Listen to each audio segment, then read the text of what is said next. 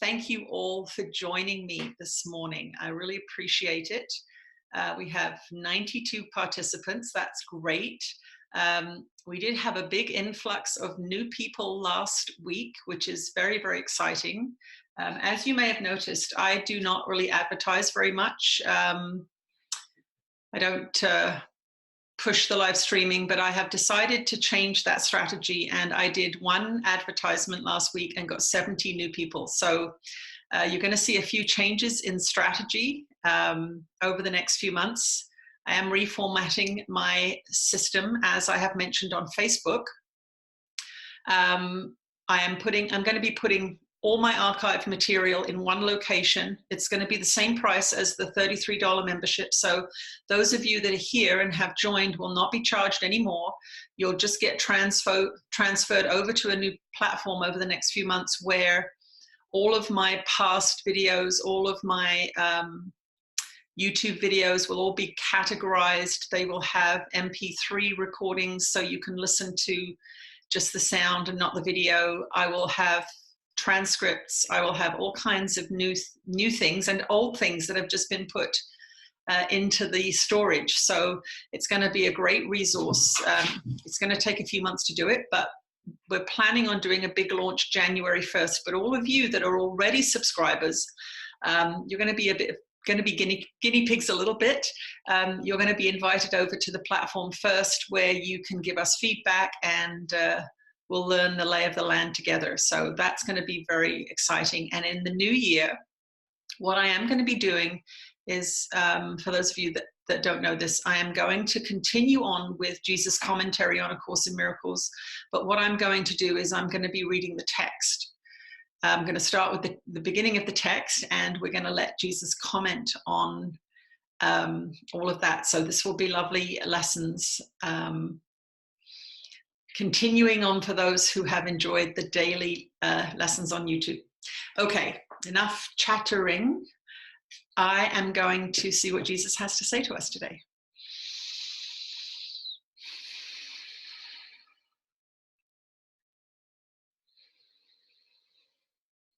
You are blessed beings indeed. I am that one that you know as Jesus. And as usual, we are very pleased that you have joined us here in this virtual meeting. You are all currently on our radar. All of you that are joining in this meeting are all on our radar. And that means that we are going to be, with your permission, monitoring your energy systems as this conversation transpires. You are all participating in a holy instant here. These are holy relationships, and we have dedicated them to love. And so we would like you all to take a moment here, if you are willing. If you're not willing, that's fine. We will not invade your space. But if you are willing, we would like you to give us permission to monitor your frequency and to do any minor adjustments that we may do without impinging upon your free will. There can be minor blocks, there can be minor constrictions that are old in nature and deeply entrenched, but you have changed your minds, and yet the nervous system has not yet quite caught up to the transformation of your mind. And some of these old habits that you are learning to break can leave what we call a residue behind, where the nervous system is not quite responding to the new thoughts and processes that you are involved in. And so we would like you all to take a minute here just to go inside and either say, I do not give permission today for an upgrade, or I do give permission today for an upgrade. And it's very important that you take a moment to think about this, see how you feel. If there is fear involved, do not give permission, but make notes after the session of what you think you're afraid of. And you can give us permission after the session is finished, just for your information. So we will give you a few seconds here to go in and assess the situation internally and to give permission or not.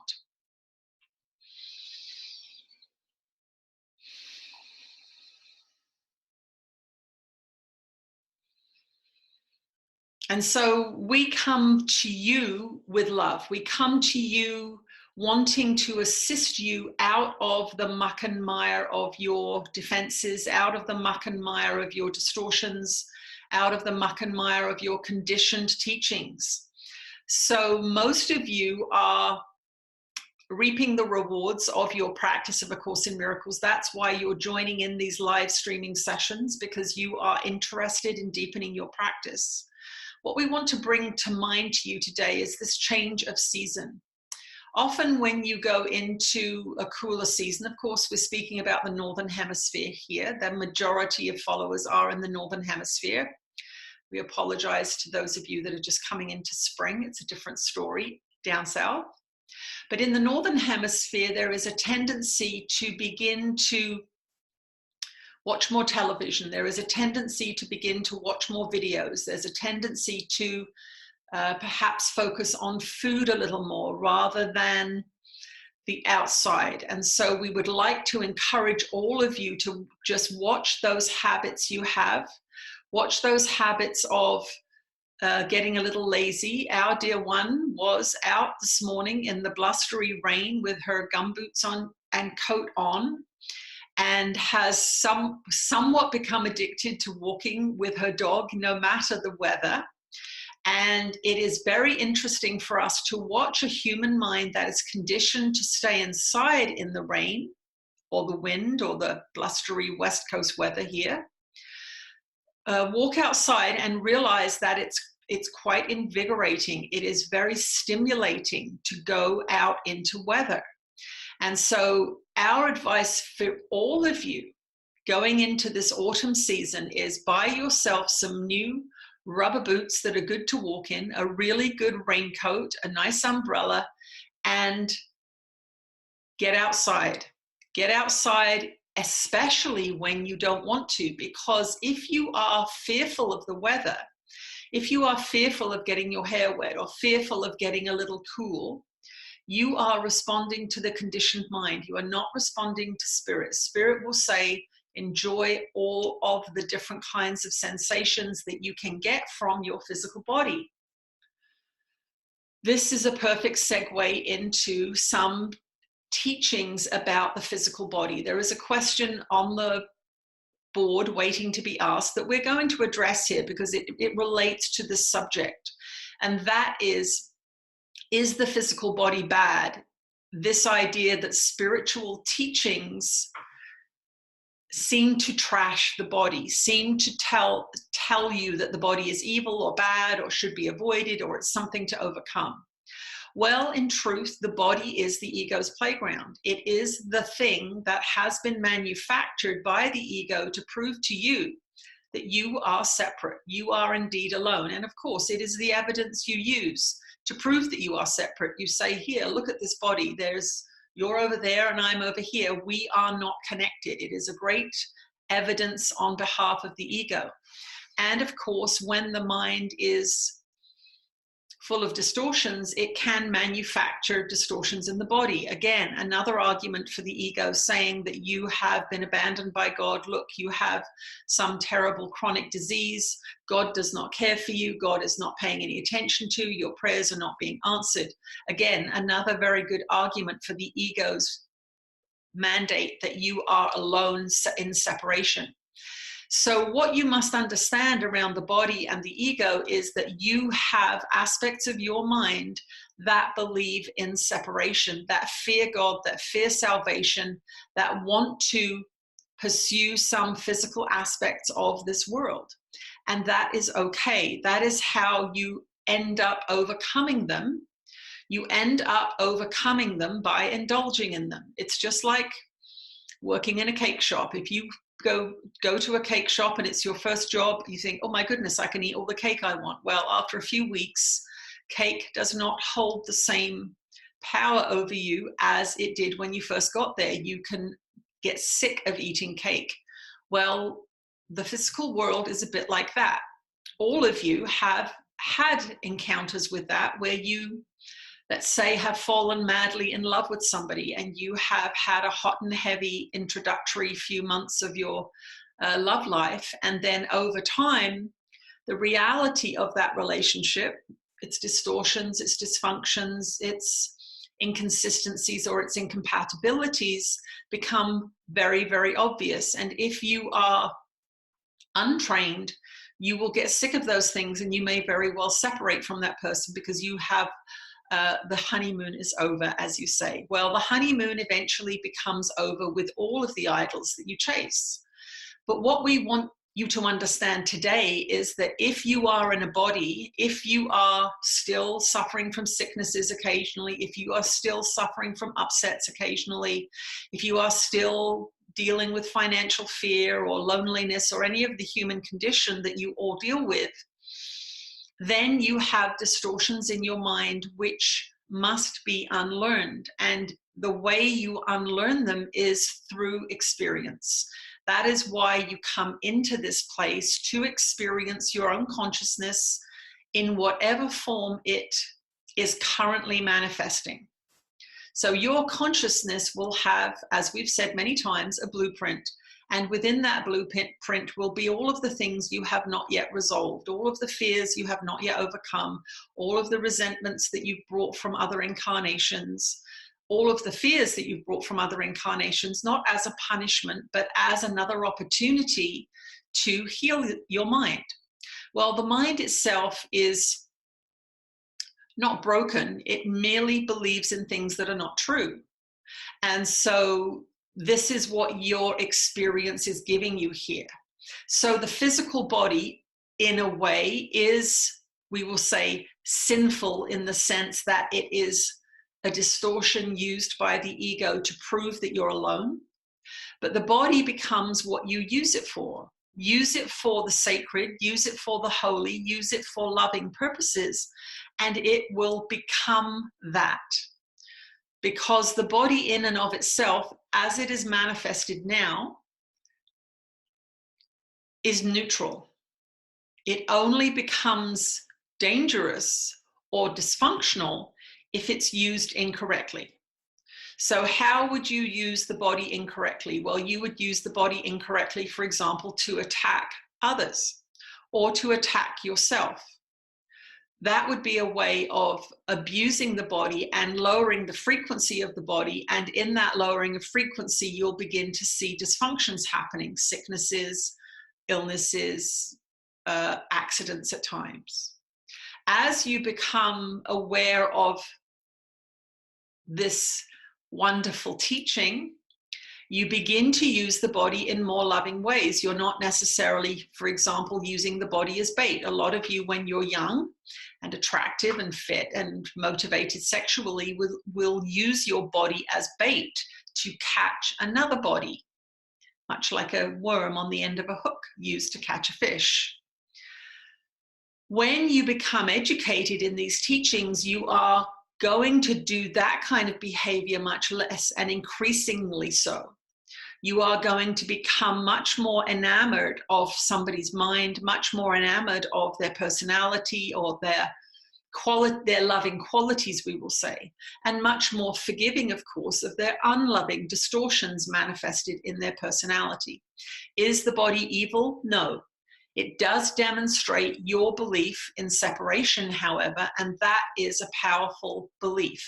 It literally has created everything you're experiencing in your life, including your body. So it is not evil, but it represents a belief in separation. Eventually, when you have mastered love on this plane, you will no longer need a body. You will no longer need to die in that sense. Of course, your soul never dies. Your consciousness goes on and was before this body and will be after this body has been used up. But if you still have unresolved issues, you will come back into separation and continue to work on those issues. This is not something to fear. Some of you say, I want this to be my last incarnation. I do not want to come back here anymore. You're tired, but you're tired of your resistance. You are not tired of a beautiful life. You are not tired of peace. You are not tired of love. You are not tired of joy. You are tired of your resistance to life, your judgments, your resentments, your distortions. So it's very important that you understand that as you release those things through your practice, through realizing that you are inducing your own suffering, causing your own pain, then you will begin to experience what the Course in Miracles refers to as the happy dream. The happy dream is still in a body. It is still a form of separation, but you have let go of so many of the distortions in your mind that you do not hate your experience. You create, you are in alignment, you are joyful, your relationships are healthy because you have become more loving. And then the body does what you wish it to do, as it always does. And this is something for you to pay attention to as well, is that in terms of this season changing, if you start to do less healthy things, you are going to start to suffer a little bit. Some of you in your middle years might start to feel some aches and pains if you're sitting on the couch too much or sitting on your computer too much. You may be very active in the summer months, swimming and walking and doing all sorts of things outside, gardening, for example. Give your body a break in this changing season and keep it moving. Go to the local community center and find out what classes are on. Go to the local fitness club and join up there and get a trainer to help you with an exercise program, not to beautify the body necessarily, not to worship the body, but to say, I am going to keep using it so that it is in good shape for me to experience the life here that is my opportunity for spiritual growth and expansion. This is not about vanity. This is about being able to pick up a big pile of wood for your fireplace. This is about being able to pick up your granddaughter or your grandson. This is about being able to chase your dog when they run away. This is about living your life to the fullest capacity and enjoying that. We want you to enjoy your lives. We want you to enjoy the opportunities and physical experiences that your bodies give you. And we want you to know that you are loved beyond your ability to understand, and that nobody is judging you. And you are not to judge yourselves. You are not to hate yourselves. You are not to say, I should never have believed in separation and I wish I'd never come here. You say, I am here. I'm swimming in this life, and I am going to continue on with my spiritual practice so that whenever I bump into a negative belief or negative emotional feedback, I am well equipped and I am willing to forgive whatever that idea is in my mind, knowing that when I forgive, I raise my frequency and I suffer less. We will return shortly. All right. Great news about continued comment. Yes, it is great news. I'm very excited about it, actually. I have really enjoyed doing the daily lessons. There are times it's a lot when I'm doing a retreat and I have to schedule the videos, but I really enjoy it a lot, and I've got tremendous feedback from everybody. I think the first lesson on YouTube now has something around 18,000 views. So this work is speaking to people, and that makes me very excited to think that maybe 18,000 people have begun A Course in Miracles lessons. That's kind of crazy to me. So I think it's something to continue on for sure. Okay, let me just have a little sip here.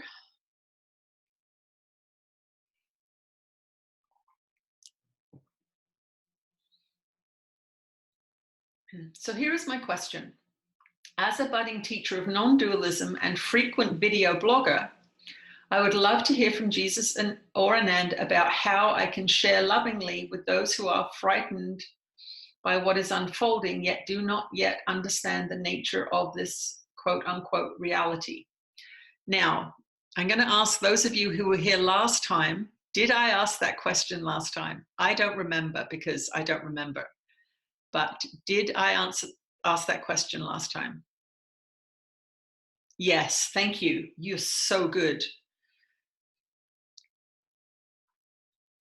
Okay, that's the body question. Okay, next question.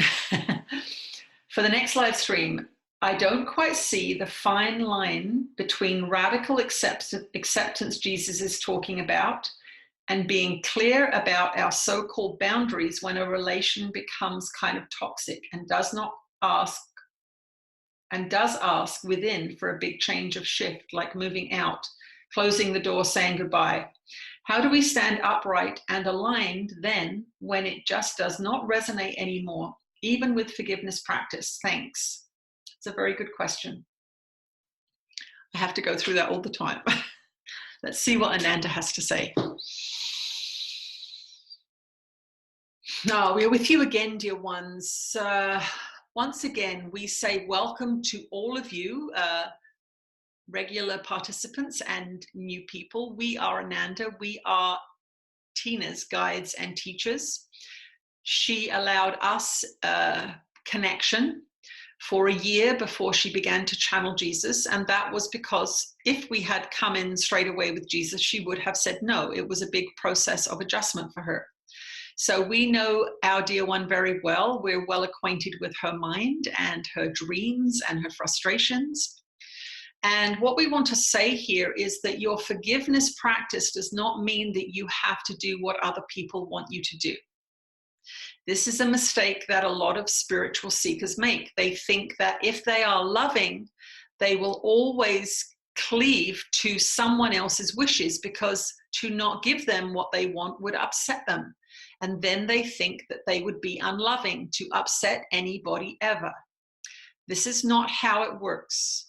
You have your blueprint, which gives you your guidance. Other people have their blueprint, which gives them their guidance. Their guidance may be saying, I want somebody to pay all my bills for me. I feel like I would like to be looked after. Your guidance may say, I have no desire to pay for somebody else's life. I like helping people when I can and when I feel like it, but I do not want to create a dependency. That would mean that you two people are incompatible in that particular arena. It doesn't mean that you couldn't be friends. It doesn't mean that you couldn't be associates in some way. But if you were looking at, let's say, a close personal relationship, that is going to cause problems. Now, if you are a little naive or new to spirituality, you may think, well, if somebody needs help like this or wants to be assisted in this way, then I should do it because that would be nice. Charity is a good thing, you believe. But if your guidance system is saying no to that, we're not speaking about a one-time emergency here where someone's crown falls off their teeth and they need a little leg up. But we're speaking about some person looking to be saved from themselves. It is perfectly okay to say, I see what you're asking for here, but unfortunately, I'm not allowed to give that. I do not feel willing to give that to you. We will tell you that there will be somebody out there who has a blueprint that will match that person's blueprint. There will be a person out there who has an overwhelming urge to support and care for somebody completely and absolutely. And that's what we want to reassure you of. And of course, as you go through your evolution, as you go through the transformations of mind that these teachings bring forth, you are going to evolve out of some relationships that several years ago were fine. You are going to begin to feel more clearly an alignment with your own blueprint, which says, I don't want to do that anymore. Because you have perhaps been doing behaviors that were conditioned into you. Many women, for example, cook dinner every night and do not want to, but they are conditioned and believe that that is a loving thing to do for other people. And yet, every day they wish they didn't have to do it. And we will tell you that if every day you wished you didn't have to cook dinner, then life has something more interesting waiting for you once you can override the conditioning program that says, I must cook dinner for everybody. Because nobody feels like doing the same thing over and over and over every single day. This does just not apply to women, of course. Everybody has those routines and obligations that they have taken on and inadvertently created a dependency with another person and now wish they didn't have to do it. Well, we're going to let you in on a secret. you don't have to do it. Now, if you've taken on a responsibility such as having children, of course, then there are bigger responsibilities and longer term consequences of those responsibilities which one must face. But there are a variety of ways in which you can face that. For example, we see many mothers taking on a predominant role of raising the children. This is their choice, and this is their preference, and this is their conditioning. We would much prefer to see women, when they are choosing fathers for their children before they're even born, we would much prefer to see women checking out not only how the prospective father looks in a pair of jeans, but checking out how he is with domestic chores, checking out how he is with paternity leave, checking out where he is with co-parenting, because so many problems in your society are being caused by unconsciousness in choosing partners. So going back to the question, radical acceptance is often something we prescribe in suggesting to somebody that for 30 days they use the practice of radical acceptance, not all the time, until you have corrected your trajectory a little bit. Because some beings get themselves in a real pickle. They get themselves living with people who disrespect them. They get themselves living, doing jobs that they don't like. They get themselves in financial ruin. What a month of radical acceptance does in that kind of situation is it gets you looking at the pickle that you have got yourself into. It gets you looking at how you're treated by family or friends. It gets you looking at how you spend your money. It gets you looking at how you're eating or preparing food or not preparing food. It gets you to pay attention, and that month of radical acceptance is also an opportunity for you to see what it feels like to stop complaining, to see what it feels like to stop judging, to see how much pain and suffering you cause yourself when you do not like the life you have manufactured for yourself. You have all manufactured the experience you are having. Nobody else is doing it to you. Yes, there are people who have joined in the dance with you because they know how to do the dance that you're doing. But if you're waltzing and somebody else wants to cha-cha, it doesn't work very well. So if you're living with people and finding through the practice of radical acceptance for a short while that you are highly incompatible now, whereas before you used to be compatible, you must go inside and say, okay, this month of radical acceptance has shown me that I am in a constant state of resistance to my life. This month has been more relaxing, even though nothing has changed. Even though my partner hasn't stopped all of those annoying habits, I've stopped judging them, and therefore I feel better. Half of my problem is my judgment. Half of my problem is my resistance. Yes, there may be changes necessary in my circumstances, but what I see is that constantly judging them just makes me feel really bad. This month has been better. And this is a very, very big lesson for most of you, because most of you do not realize that judgment causes you pain. In your mind, the ego tells you that you are doing something constructive by complaining endlessly about your partner's eating habits or drinking habits or working habits or whatever. But once you stop judging, you realize that internal dialogue is what is causing you your pain and suffering. And that if you just let things go and see what happens, you may find that letting things go works better to your benefit. So, for example, we will use a demonstration that came up this week where a parent is on their teenage child's case because they leave dishes in their bedroom. Well, we say, what is the big deal about leaving dishes in the bedroom, whether it be for an hour or two or a day or two? Not a big deal. But the parent is projecting into the future about all kinds of things that are going to happen when there are no dishes left and when the rodents are roaming through the bedroom and these sorts of things. And those are ideas in the mind of the parent. And so this was one of the suggestions that is made in that particular circumstance is stop judging it, watch it and see what happens. Watch it and see what happens, and watch what your mind wants to get up to. Because if you are believing your thoughts, dishes should not be left in the bedroom, it starts a physical fight, an argument, a confrontation.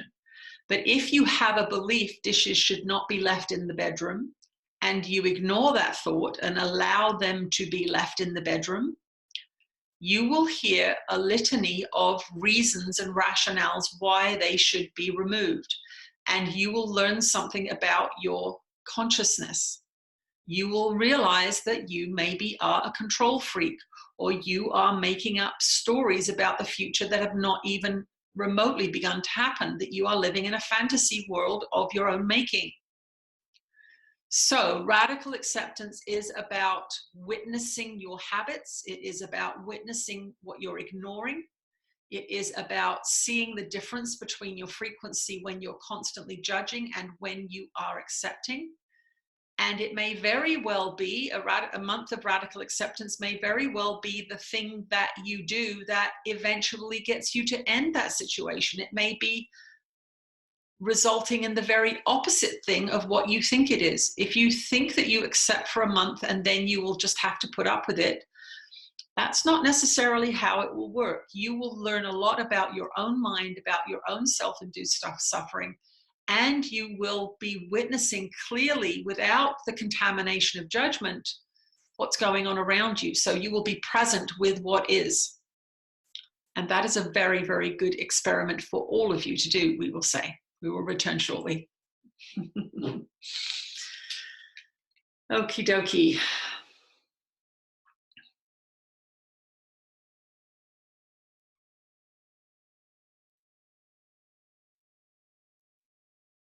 Okay, I'm just reading the chat here. Oh. Admit all. Okay, I did admit all, and then it's asking me to do it again. Okay, I didn't realize I had, sorry everyone who was waiting there, I did not realize that I had to keep admitting you. So apologies, apologies, apologies. I did not know that that was something I had to do.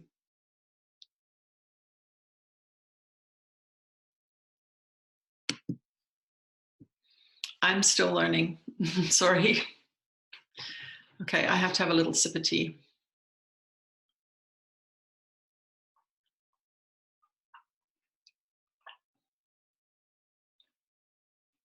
Thank you, Yogesh. Thank you, Yogesh. Sorry, Louisa. I'm still learning. I need to admit people all the time. Okay.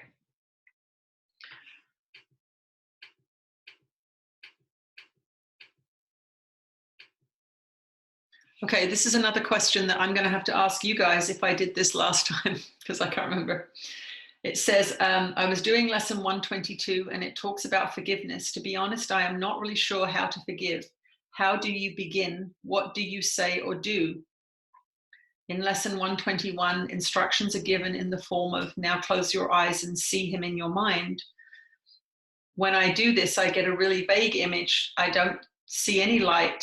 I think I'm missing something. Did I do that question before?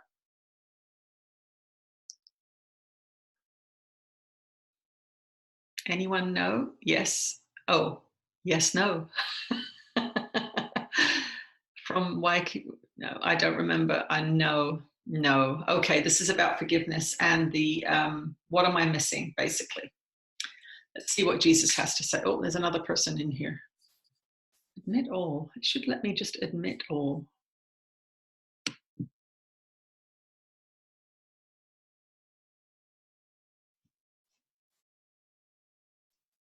Okay, well, we'll keep working on that one.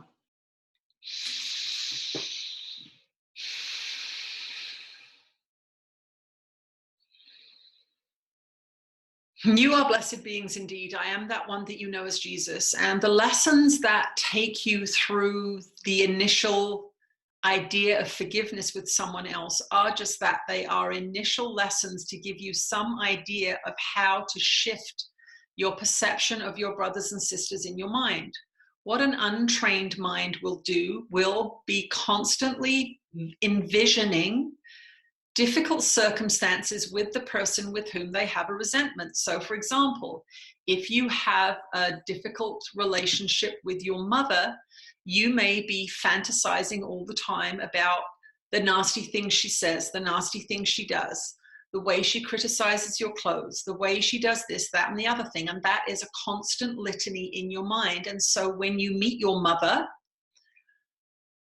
you are very unhappy with her because you have been playing out hateful videos in your mind over and over and over again, embattlements, arguments, the things you could say to her when she does this next time. And so when you meet that person again, whoever it is, it doesn't have to be your mother, of course. It can be an ex-husband or an ex-wife or anybody that you've got a resentment with. You will have been participating in fantasies for who knows how long. And so when you are envisioning them in a loving way, the mind is not going to want to do it. This is a training program. For those of you that do not master the lessons immediately, you must remember this is like a lazy and unmotivated and overweight person going to the gym for the first time. It's a struggle. You can do one sit-up. You can't even do a chin-up. You're not strong enough. You're out of breath in 4 minutes. Training the mind is very similar to training the body in that way. You've got to remember that those people you see that look amazing and have mastered their physical selves have been going to the gym for years at a time. So when you quote unquote fail at your lessons, we do not want you to give up. We do not want you to say, oh, this is not for me. I don't know how to forgive. You are literally rewiring and reconfiguring your consciousness. And when you think about all of the programming that you have had over the years, 12 years of school, oh my goodness, 12 years of being driven like Pavlov's dog by the bell ringing, 12 years of being forced into doing things you don't want to do, 12 years of homework that is soul destroying. You've all forgotten that you've gone through this, but you have hardwired so many habits into the mind and the physical brain that the training period can be somewhat difficult.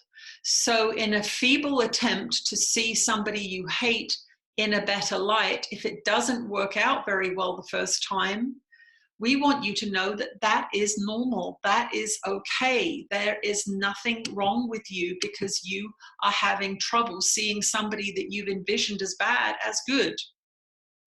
So be patient with yourselves and be patient with the program that's trying to gently and lovingly retrain your mind. We are not going to be abusive with you. We are not going to be coercive with you as your other conditioning programs were.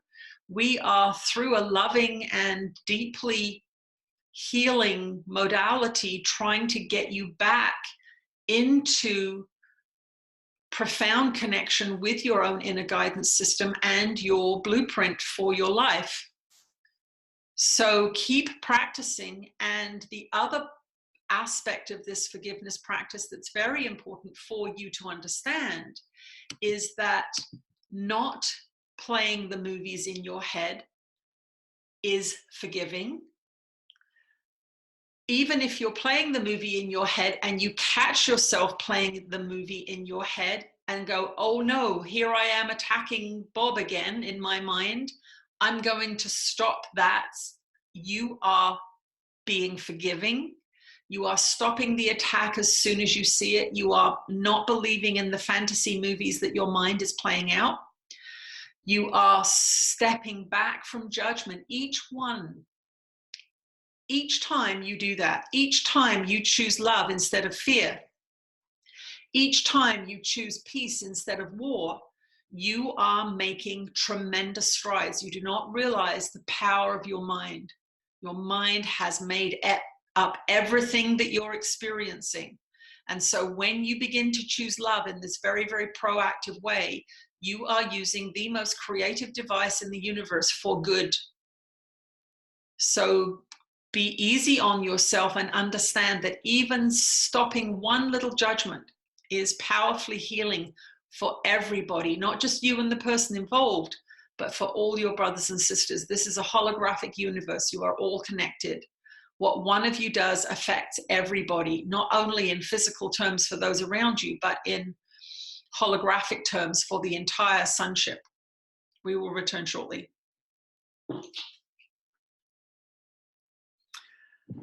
Okie dokie.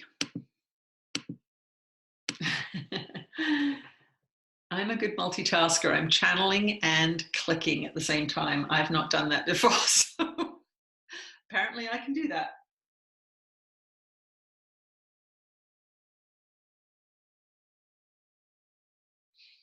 Okay. Through reading Ananda's books, it's come to my awareness that I participate in some low energy activities that will keep me from raising my level of vibration. Now that I'm aware, I'm attempting not to participate in them, but the habit has been ingrained in my mind over many years. I'm also now aware that I'm using these activities to distract myself from feelings and underlying thoughts. I've read and been told that I should look at the behavior and determine the feelings I had that drove the behavior. Then I should look at the preceding thoughts that I had, which led to the thoughts which eventually produced the behavior. Here is what I found. Before the behaviors, I feel lonely, neglected, and deprived. The thoughts behind those feelings are, you don't get the love you desire, you don't get that love because there is something wrong with you, you don't deserve to be loved because of the behaviors you indulge in, which is kind of circular because the thoughts drive the behavior. I know these thoughts that are the root of the issue. What do I do with these thoughts? Somebody's frustrated. Hang on, let me get these people in here. What do I do with these thoughts? How do I counter them?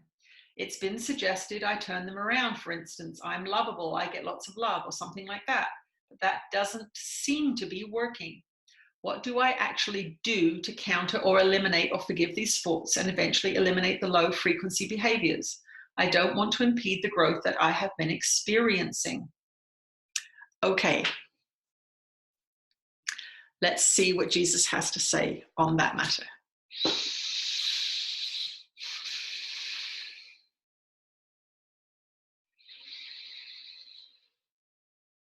You are blessed beings indeed. I am that one that you know as Jesus, and we welcome the latecomers. We apologize for our dear one's inexperience with this new program. Each week she will be learning new things, so please practice your forgiveness with her. For those of you that are having trouble with your forgiveness practice, here is a being that is a good source of that practice for you today, because she has made some mistakes. Of course, we admire her very much for being willing to do this work, regardless of how many new things she has to learn. She keeps showing up and stepping up. And what we want to say to the person who is so frustrated is that they have made great strides. They said in their questions, I do not want to lose the improvements that I have been making. So you are making improvements. You are assuming, because those thoughts and behaviors are still there, that you are not making progress, but you are witnessing a shift and change in your consciousness. Our dear one goes through this all the time. She still has what, quote unquote, what she considers some bad habits. But if she looks at her overall life experience, it is exponentially better than it was. You are not going to cure your mind in 1 year or 5 years or 10 years. It's going to take a lifetime or two, diligently practicing to remove all of the distortions in your mind. We say this over and over again. This very much relates to the previous answer, but it is about understanding the timelines that you are dealing with. These distortions in your mind came with you. Many of them came with you from other incarnations where you were indulging in those behaviors as well. And so you have been born into a family that has either forbidden those behaviors or encouraged those behaviors in an effort to get you to focus on those behaviors. And it may be that your bad, quote unquote, bad behavior is a result of having very controlling parents, for example. It was an act of rebellion when you were a teenager. And the brain in the human form can get addicted to behaviors because the stimulation of the behavior reduces suffering. This is what all addictions are. You are suffering. You figured out somewhere in your youth, it could be even in your childhood or in your teens, that something brought you relief. It could be alcohol, it could be pornography, it could be overeating. It can be over exercising. It's not one or the other. It can be all of the above. Some people are multiply addicted. But what's actually going on is the brain has figured out a way to stop suffering by doing a particular activity for a very, very long time. Again, we are asking you to look at the overall picture. Has your life improved since you've been doing A Course in Miracles?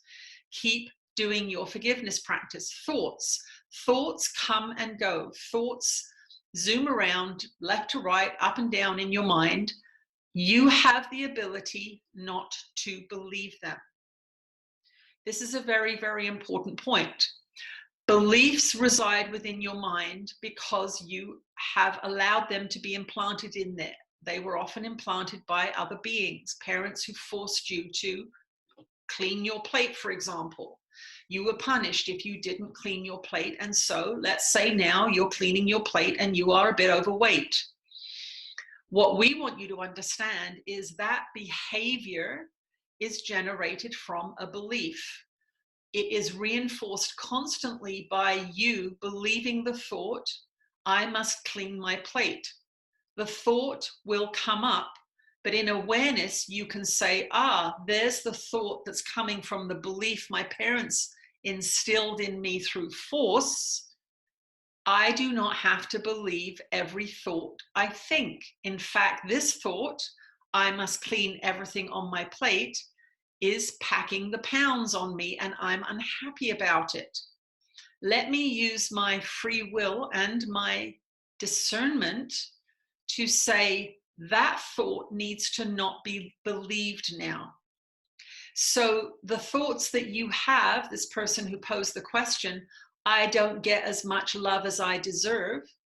If you believe that thought, you will feel bad and you will feel justified in your behavior.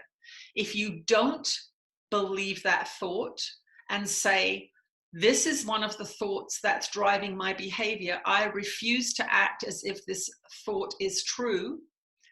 The belief is still there. It's going to dissolve over time the more frequently you don't believe the thought. So those thoughts are sad, pathetic, I'm being mistreated, I'm being badly treated thoughts. That means that you are perceiving yourself as a victim. That means that you are not owning your own power. It means that you are not seeing yourself as the creator of your life. You are seeing yourself as the victim of other people's behavior. That is the fundamental problem that's being revealed here. So your behavior is a way of mitigating the suffering that you believing that you're unfairly treated cause, but they are self-induced. It is self-induced suffering. You are the captain of your ship. You can change your life in a direction that you want. Nobody is obligated to give you anything. You must love yourself. You must perceive where you are depriving yourself of things. So one of the things that we witness in your relationships with people, not the individual posing the question necessarily, but a lot of you, is we witness you believing that love has to come from somebody else. And when people do not give you physical love or physical affection or love you in the way that you want, you pout and sulk and think, if only they would do what I want, then I could be happy. You must learn to love yourself. Others cannot do it for you. You must learn to stimulate your mind in healthy ways. That means if you catch yourself eating because you're bored, for example, to use your discernment once again and say to yourself before you pick up the cream-filled scone at 8 o'clock at night, I'm not hungry, why am I eating this? To put the scone down and take 5 minutes, sit at the kitchen table and ask yourself, what's going on here? Oh, I'm sitting watching a television show that I don't want to watch. I am actually bored out of my mind. Your negative feelings are your guidance system saying, we need to change something here. Your habits of training may be from your family that say, when you're bored, you eat. That does change your consciousness temporarily. Your mind has, what's it got? It's got some sweet jam to think about. It's got some lovely creamy filling to think about. It's got all the chewing and the tastes, and then you feel full. Goodness me, eating a scone can reduce your suffering for half an hour, and it can get you through that boring TV show that you shouldn't be watching. But then, oh, another show comes on and you are still sitting there because you have not remedied the situation. You just masked the feeling that you are bored with eating a jammy, creamy scone. On comes another show. There you are sitting on the couch again because you did not remedy the situation. You did not give your brain something more stimulating to do. You did not get up and go and do something that you find interesting. You medicated yourself with the scone. And so on comes another show and on comes that feeling again. I do not feel good. But you've been trained by your family in childhood to eat when you don't feel good. So off you go again. Now you're going to make a cup of tea, another stimulating thing to get you through another boring half hour. When you see these kinds of patterns, we want you to understand that it's an adaptive behavior that you learned somewhere in your life that made sense at some point. It doesn't make sense now, though, because you're beginning to witness the negative effect it has on your frequency. So now you must begin to use your discernment and the knowledge that you must not believe every thought that belief that you have allowed to reside in your mind generates. Because you're witnessing that it's having a detrimental effect on your health, your marriage, your money, whatever it is. This is about discernment. This is about mind training. And no, those thoughts will not go away until you have dissolved the belief enough that it is not generating thoughts. What this being witnesses is that over time, when doing continued work such as I'm not believing that thought about that person or about my life, in making changes and in making her life more interesting, doing more things that she wants to do in her life, those negative beliefs may still be generating a thought once in a while, but because she is now clearer and happier and more clarified, she can spot it and go, wow, there's one of those old thoughts. Don't believe that. Whereas 10 years ago, she may have believed that over and over and over again for a little while, inducing more suffering. So it is about slowly and steadily picking away at the prison wall that you have created for yourself, knowing that eventually you will break free and you will step outside into the clear, fresh air, and you will be free and clean of these distortions. We hope this helps you. We will return shortly. Wow, okay. Good one. Test. Okay. I'm going to have a little sip of my tea.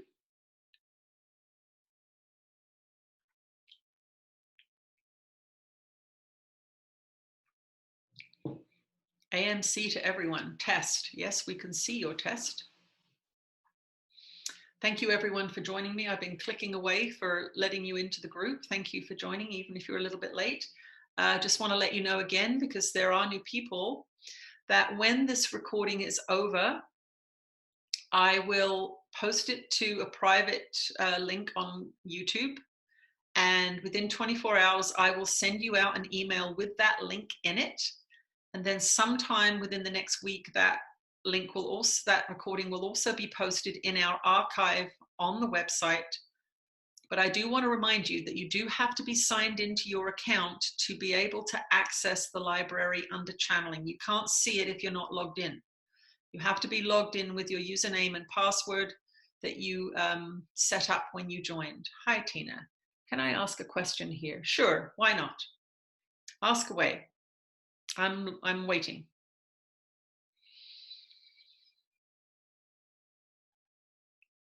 AMC, I am waiting for your question.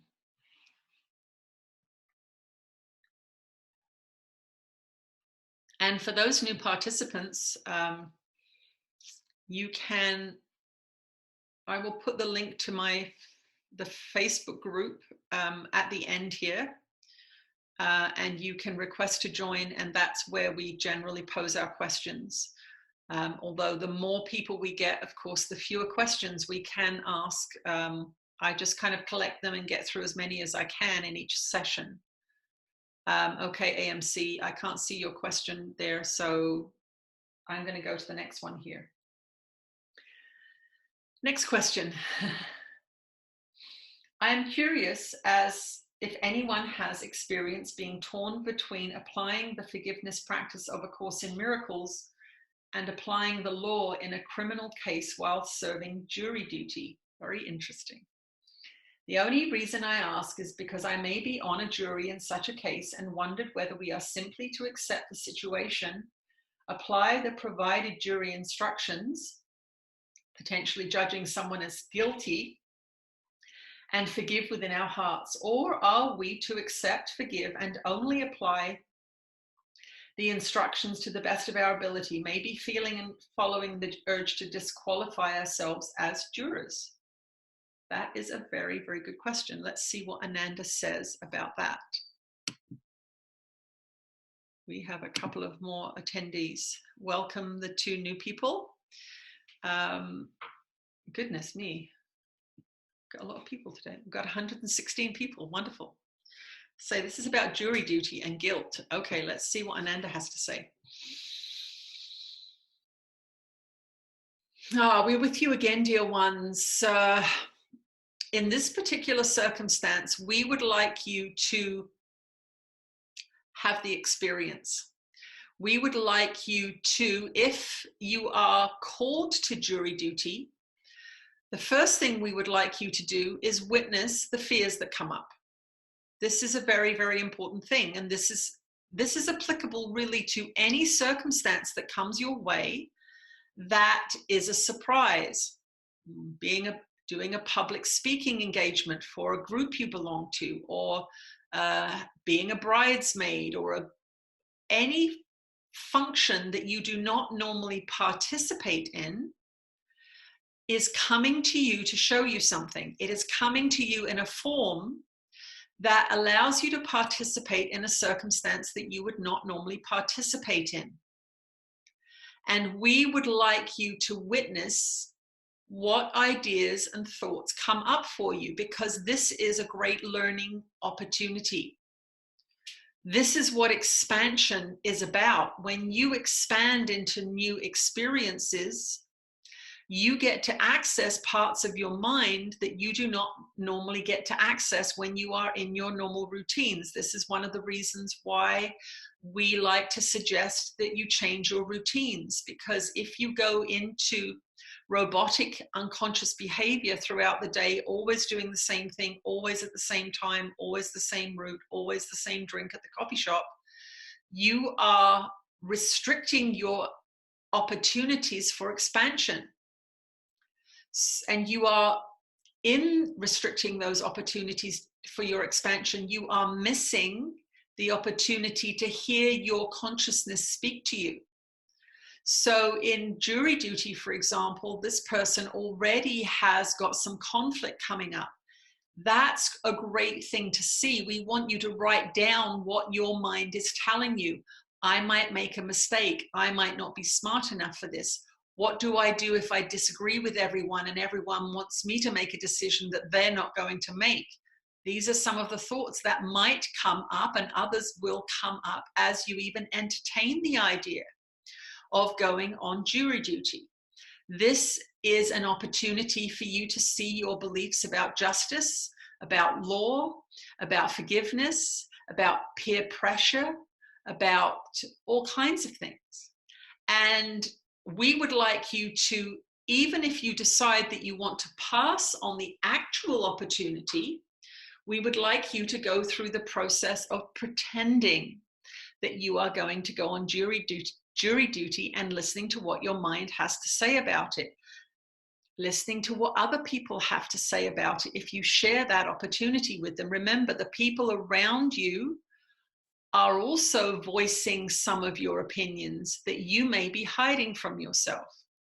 For example, during a session this week, somebody found out that they were surrounded by conservative people, and yet they do not perceive themselves as conservative. This was brought to their attention as something that they are hiding from themselves, and so are placing outside, quote unquote, of their mind in other people in an effort to hide it from themselves. It's not something that they want to accept about themselves for some reason. So if you find yourself surrounded by people who are very anti-jury duty and you are feeling ambivalent, then that's something to look at. What's going on? What beliefs do I have instilled in my mind around this particular form of public service? What do I believe about the justice system? Do I believe that it is just? Do I believe that it is X, Y, Z? And we want to tell all of you that if you are curious about something, for example, that you would like to experience but have not yet had the courage to do, let's say that you would like to learn to ride a horse and you have not yet done that, or you would like to learn to swim and you have not yet done that, you can just pretend to sign up for lessons. You can just pretend to go to the pool. You can just pretend to begin to participate in that thing. And all of the reasons will pop up as to what's been stopping you. There's things in your mind that are stopping you. I am going to drown might be one of the beliefs that thoughts that comes up. And that is a very, very interesting thought, and powerful enough, if you believe it, to stop you learning to swim, when in fact you're much less likely to drown if you can swim. So ironically, what you resist at times can be more detrimental than dealing with the fear that's keeping you in that resistant place. So for example, if you are in a relationship with somebody where they are treating you badly, you may say, well, I don't want to, I'm scared to leave because they're going to treat me really badly when they find out that I don't want to be in this relationship anymore. And so I'm willing to stay and be treated badly every day. Your fear of being treated badly is actually keeping you in the treating me badly place and preventing you from breaking free into a more loving place. So this is a good exercise for all of you to do later on today. Pretend that you're going to do something that you're afraid to do, but have some desire to do. Now, we're not saying to do this with things that you have no interest in. We're saying if there's a mix of emotions, you're sort of interested, but you're sort of afraid, pretend to do that thing and write down what your ego mind says. People are going to laugh at you. You're going to get in trouble. They're going to get angry with you. And then bring those thoughts out and go, aha, I'm really afraid of what people think of me. This is something I need to work on because this shows up a lot. And you can recognize that if you do this exercise with a couple of things, you will realize, oh, I'm being constrained by my constant financial fear. Oh, I'm being constrained by my fear of people's opinions of me. Oh, I'm being constrained by my fear of upsetting people. And once you grasp that thing by doing these pretend experiments, then you can make that your project. Why am I afraid of everyone judging me? Let me start to work in a different direction than that which I have created, this constant belief that I have to please everybody. It is a slow and steady process. Once you catch on to what you're doing, then you can really make great leaps and bounds in your evolution. So inherently, nothing is good or bad. The jury, being called to jury duty, is neither good nor bad. It is only to show you something about your inner workings. And it has come to you because there is something about it. There is something about this particular format that has information for you. Otherwise, it would not have come to you. So we would like you to entertain the idea of it, write down the beliefs and fears that come up, but there is no inherent rightness or wrongness in what you want to do. And if you feel that your forgiveness practice will inherently make you a bad juror because you may see that perhaps that's not the most practical thing in particular cases, then you can do that. Or you may not do that. You may go in and say, I'm going to be a part of my community. I'm going to be a part of society, and I am going to contribute my take to the situation. If you've been invited to become a juror, you may find that you are a voice on that jury that is different than other people. Perhaps you will be a bit more compassionate. Perhaps you will see that there were extenuating circumstances for this person.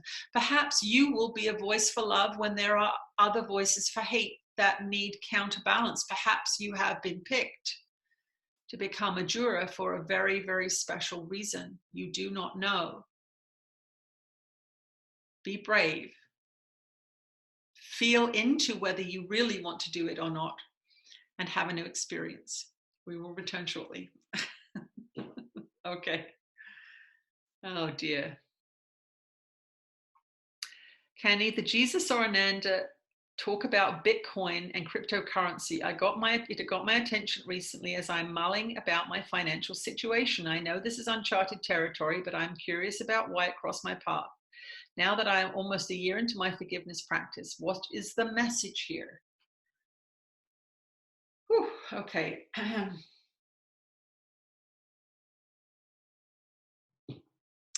I have to have a sip of my tea.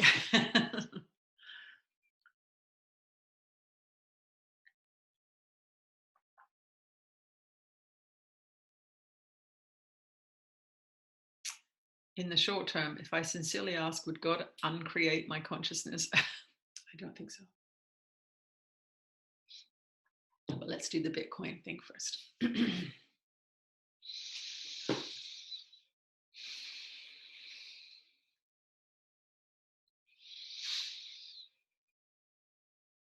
You are blessed beings indeed. I am that one that you know as Jesus, and your society is going through many changes. We want you to understand that the banking system that you are very, very used to is quite corrupt and steals a lot of money from a lot of people. We say, for example, if you all go to the bank today and take out your money, you will not be able to do it. It is not there. There is an illusion of safety with your banks, and very, very, very few assets are actually held within the banks and are accessible to you. So if you think about that, you must, when looking upon a newly invented currency system, think, well, perhaps somebody has tried to invent something that is less corruptible than the current banking system. If you do not look at the current banking system accurately and think, well, it's worked for a long time, my money's safe in there, it's always been in there, I've got my $100,000 savings or retirement fund or whatever it is. But that is not true. You are believing a lie, in fact, because the money's not there. Some money's there. A few of you will be able to get your money out if you went today to get it, but not all of you. And so you must, first of all, question the illusion that the current banking system is stable and solid and moral. It is not. Minds are shifting and changing on your planet. The being that invented Bitcoin is an incredibly smart person who has a very high intention for that particular currency. The security systems in that particular currency are decentralized, and so there is no central power that can take from you. It can, however, be hacked. And the security of your computer and your system are very, very important when buying and selling Bitcoin. You must not store Bitcoin, for example, on your laptop. You must have secure systems within which to keep those codes and numbers and balances. You cannot treat it like online banking. So what we say to you is do some more research. Nobody should be investing in anything unless they have researched it. And this is something that we would like all of you to think about with the things that you invest in. If you invest in a few cups of coffee each day, do some research on the health side effects of coffee. If you vaccinate your children, do some research on vaccination outcomes. Research both sides of the argument. Research the anti-coffee side and the pro-coffee side, because clearly you can cherry pick information. With the currency situation, look on both sides. With the vaccination situation, look on both sides and use your intelligence and discernment to say, well, with Bitcoin, for example, I'm unfamiliar with it, it's untested, it's very volatile. I think I should probably consider this more like a bit of a gamble than an investment.